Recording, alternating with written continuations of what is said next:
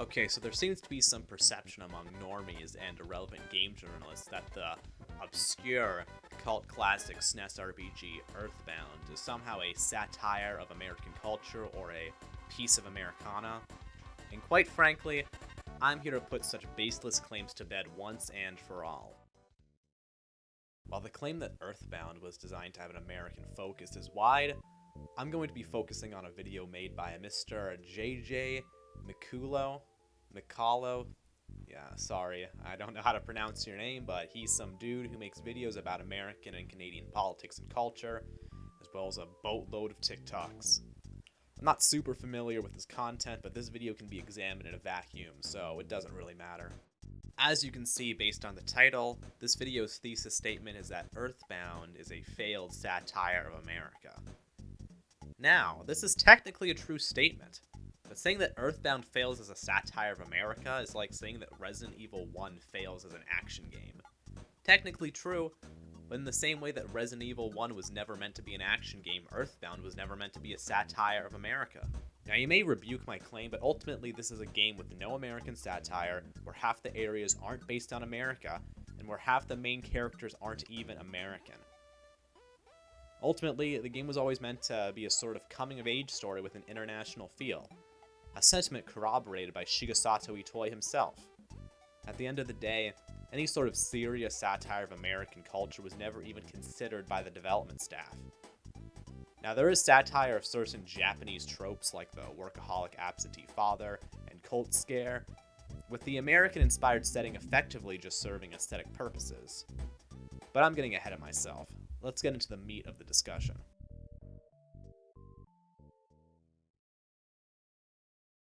Now, let me just preface this by saying that I am not a big EarthBound fan. I've only beaten the game once, and I wouldn't have described my playthrough as fantastically fun. However, the game has really grown on me over time, and I find myself appreciating more and more its charm and ideas. It's a game I really respect a lot, even though it isn't quite my cup of tea. Now, couple that with the fact that I hate pompous midwits who don't know what they're talking about, and I think you can see why I was the one to make this video. Not to be too insulting, but this guy unironically has the same energy as people who complain that Aurora doesn't have enough screen time in Sleeping Beauty. But that's enough for now. I mean, dude couldn't even be bothered to spell EarthBound correctly. The B is capitalized, man. But anyway, let's start this for real.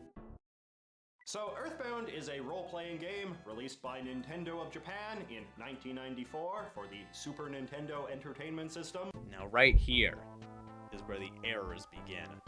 This man alleges himself to be some longtime EarthBound fan, but he falsely states that the game was originally released in 1994 for the Super Nintendo Entertainment System. Now this is especially embarrassing because he uses the full name for the Super Nintendo. But contrary to what he said, the game was actually originally released for the Super Famicom, the Japanese version of the Super Nintendo. It wasn't actually released on the Super Nintendo until its American release in 1995. Okay, this is a pretty autistic thing to get worked up over, and it really is just semantics, but for a guy who displays names in the original Japanese as well as in English to be as accurate as possible, I assume, it just seems like a stupid mistake. Basically, every review of EarthBound will make a big fuss of the modern-day America angle, treating it rather credulously as something the game handles with great genius and insight. For example, in his 2014 book on EarthBound, author Ken Bowman states, "I don't think there's a game that embraces and satirizes America's sentimental mongrel spirit better than EarthBound. This 2014 list of the most American games of all time from GameSpot.com, meanwhile, puts EarthBound at the top, calling it an overt representation of America and a reflection of America, both the good and the bad, from an outsider's point of view." IGN went even further, declaring the game a love letter to 20th century Americana. My own take, however, is that for all of its virtues as a witty and entertaining game, and there are many, EarthBound actually does American culture quite poorly. The more I reflect back on it, in fact, the more I have to conclude that one of the single biggest failings of the game is how much it doesn't deliver on its ambition to be any sort of meaningful satire or commentary on American life and culture. At best, you could say it is a game that succeeds in spite of its rather thin and superficial American theme, rather than because of it. Here he's talking about all the praise the game gets from irrelevant journos who basically claim this game to be not only a piece of Americana, but a brilliant one at that. These claims are totally unfounded, as I will elaborate on further in the video, but our friend Mr. McCullough seems to have taken parts of these claims seriously, and has somehow used mental gymnastics into believing that creating a piece of Americana was the developer's objective. This is truly what I find ridiculous about the video, because he's about to explain almost everything for me. He mentions how the game riffs on Japanese tropes much more than American ones. Ness's father is never seen. He is so obsessed with work, he only communicates with his son by phone. This idea of the dad who has abandoned the family for the office is a very common cliche in Japan. He talks about how many of the game's areas aren't even based on America.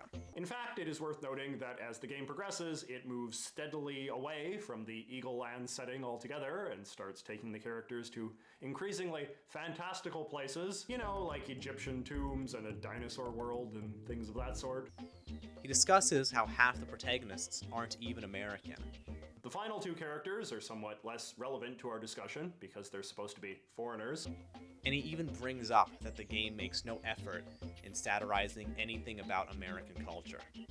But that's the other big thing about EarthBound. It is a very funny and clever game, but it contains basically no satire at all. However, somehow the conclusion he comes to is that the developers tried to satirize America but failed, when in-game there's absolutely no evidence of such a claim. Now, I know people can get confused because of the American-inspired aesthetic. That's all it is, an aesthetic. Window dressing, quite frankly. There's no deep meaning behind the game's American locations, just like how there's no deep meaning behind its British or Egyptian locations. It's all just a set for our heroes to explore because that's all it needs to be. And the reason for that is because EarthBound at its core isn't a satire. It's a coming-of-age story with an international theme. It's about children going off on their own for the first time, on an adventure across the world that is equal parts funny, disturbing, and strange. It's about children growing up and confronting the world, as well as the good and evil within it. Now, maybe the game would have been more interesting if it had more satire in it, like what Mr. McCullough suggests. But just like how once Resident Evil embraced action and became a totally different franchise, so too would EarthBound transform if it had this focus on American satire. I mean, even if you kept the alien invasion plot and a more grounded satirical adventure focused on politicians and media personalities, could you really imagine a final boss like Gygas fitting in? Hell, most of EarthBound's best moments probably wouldn't really fit. Could you really imagine Moonside, Magicant, and Saturn Valley in a game that satirizes George Bush or the Waco Massacre? Of course, you could fit it all in and have it work, but a change in focus would invariably change the experience. If the devs wanted satire from the start, we wouldn't have gotten the same game. And ultimately, that's the crux of the issue. Uninformed people who didn't know what they were talking about praised a game they probably never even played for being something that it never was. Then this McCullough guy comes along and realizes that the narrative about EarthBound being Americana is rubbish. And instead of realizing the author's true intent, constructs a totally unfounded thesis about how it fails at being something it was never designed to be. This is why I made this video. I hate phonies, and McCullough became a phony when he went against the game journalist's narrative, but still couldn't analyze the work without using their baseless assumptions. It really does bother me how such people can exist and garner such praise when they're unable to break free from such baseless bromide. Rather than basing his argument on his own experience of playing the game and thus coming to his own conclusions about its intent and themes, McCullough's entire thesis is predicated on a false, surface-level assumption made by half-wit journalists who probably never even beat the game they're talking about. Seriously, it's hardly even a joke. There's nary a shred of evidence anywhere supporting the claim that the EarthBound development team attempted to make a satire of America. There's not a single interview or anything in the game itself which suggests that the American influence extended any further than mere aesthetics. Yet still, someone who claims to be a longtime fan someone who runs a political YouTube channel, someone who, quite frankly, should have all the skills and knowledge to do a proper analysis, ultimately fails completely. He ends the video by saying that American culture is unique and special and should be preserved and explored in media, which is a sentiment that I do agree with myself, and he gives some examples of other pieces of true interactive digital Americana. At the end of the day, even though he totally does misrepresent an all-time classic video game, the video ends on a positive note. However, sacrificing EarthBound for the sake of Pax Americana really isn't worth it, because I feel that art is all about the pursuit of truth. Authors create to express themselves and their ideas, to articulate their thoughts and views, in order to discover and display the truth about the human condition in a digestible form. EarthBound manages to do this quite well, and in a very subtle way, which is why I think it's managed to engross so many people. So to brush off all that and dismiss it as just a fun adventure without any thematic meat is a massive disservice to all the developers who spent 5 years pouring their hearts into this little SNES game, and all the fans who spent nearly 30 years dissecting, understanding, and enjoying it. At the end of the day, I respect EarthBound a lot. It really is more than just the quirky RPG people say it is. The crazy and disturbing scenarios may have been its claim to fame in a sense, but it's not just weird for the sake of it. The title still has a lot of thematic depth.